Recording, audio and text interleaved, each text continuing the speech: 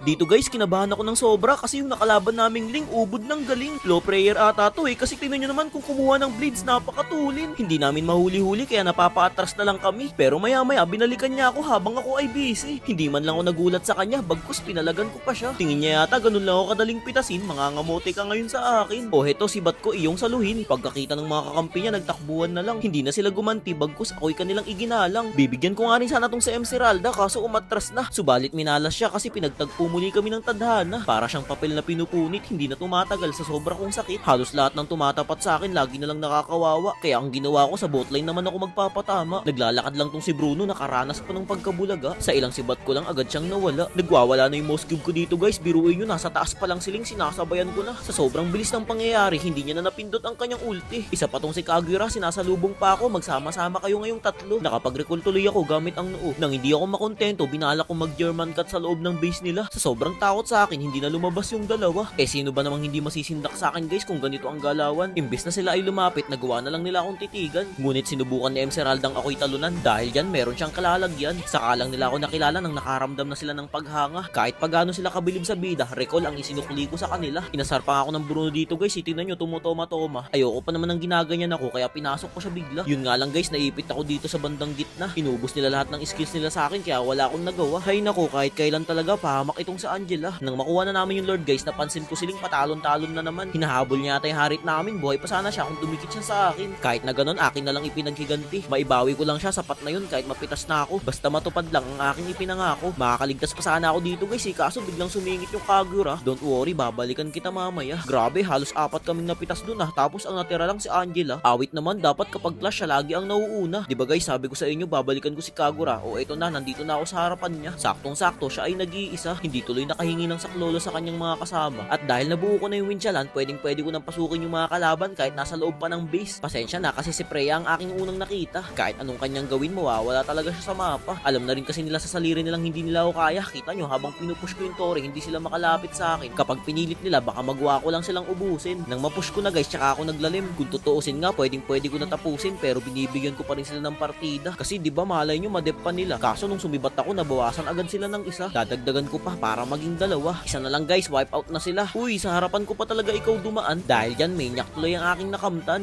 Baka check yan, tambak na naman ang mga kalaban. Ayoko pa mag-tower lock dyan guys, inabangan ko pa si Freya. Tingnan lang natin kung pwede na siyang umubra. Nag-ulti pa yung Chang'e, akala niya siguro may bawas yun sa Tori. Wala po yun guys, akin nang ipinaintindi. Nagmamakaawa pa yung mga kalaban sa akin, mercy daw, sayang late nyo na sinabi. Kung kanina pa sana, di sana nagkaroon ako ng konting awa. Next time guys, kapag nakalaban nyo ako, sabihin nyo ng maaga. Mabait naman ako bibigyan ko kayo ng partida.